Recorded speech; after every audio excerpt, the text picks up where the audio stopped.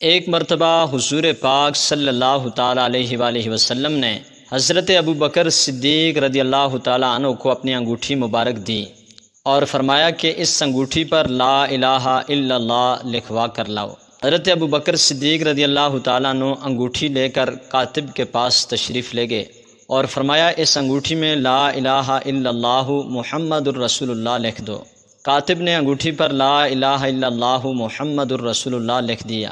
صدیق اکبر بارگاہ رسالت مآب صلی اللہ علیہ وآلہ وسلم میں حاضر ہوئے اور انگوٹھی پیش کر دی تو اس انگوٹھی پر لکھا ہوا تھا لا الہ الا اللہ محمد الرسول اللہ، اور اس کے بعد ابو بکر صدیق کا نام لکھا ہوا تھا۔ آقا دو جہاں صلی اللہ تعالیٰ علیہ وآلہ وسلم نے انگوٹھی دیکھ کر فرمایا، اے صدیق، میں نے تو صرف لا الہ الا اللہ لکھوانے کا کہا تھا، لیکن آپ نے اتنا زیادہ کیوں لکھوایا؟ عرض کی، یا رسول اللہ صلی اللہ تعالیٰ علیہ وآلہ وسلم، آپ کا نام میں نے بڑھایا ہے کیونکہ میری محبت نے یہ گوارا نہ کیا کہ آپ کا نام آپ کے رب کے نام سے جدا ہو جائے، لیکن میں نے اپنا نام نہیں لکھوایا۔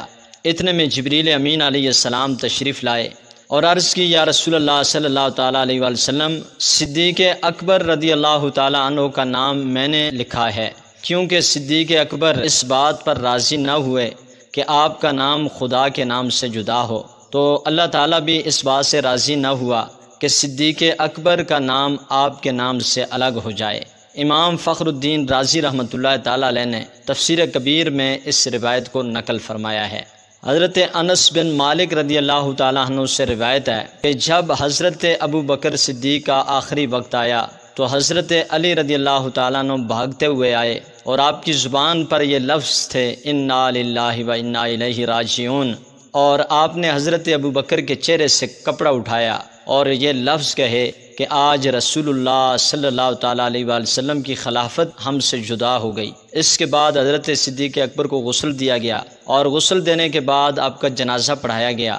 پھر مدینہ منورہ کی گلیوں سے گھما کر رسول اللہ صلی اللہ علیہ وسلم کے روضہ مبارک کے سامنے رکھ دیا گیا، اور یہ لفظ حضرت انس کے ہیں، کہتے ہیں کہ ہم ہاتھ باندھ کر کھڑے ہو گئے۔ عرض کی، یا رسول اللہ، یہ حضرت ابو بکر ہیں، آپ کی قربت میں آپ کے پاس دفن ہونے کی اجازت مانگ رہے ہیں۔ پھر ہم نے درود پاک پڑھنا شروع کر دیا۔ حضرت انس رضی اللہ تعالیٰ عنہ فرماتے ہیں کہ روضہ رسول کا دروازہ بند تھا اور تالا لگا ہوا تھا۔ اچانک تالا کھلا اور پھر کنڈی بھی کھل گئی اور دروازہ بھی کھل گیا، اور اندر سے آواز آئی، یار کو یار سے ملا دیا جائے جو پہلے ہی یار کا انتظار کر رہا ہے۔ حضرت انس رضی اللہ تعالیٰ عنہ فرماتے ہیں، پھر رسول اللہ صلی اللہ تعالیٰ علیہ وآلہ وسلم کی قربت میں حضرت سیدنا صدیق اکبر کی تدفین کر دی گئی۔ محترم ناظرین، اسی طرح کی بہترین ویڈیوز کے لیے اس چینل کو سبسکرائب کر دیں۔ اللہ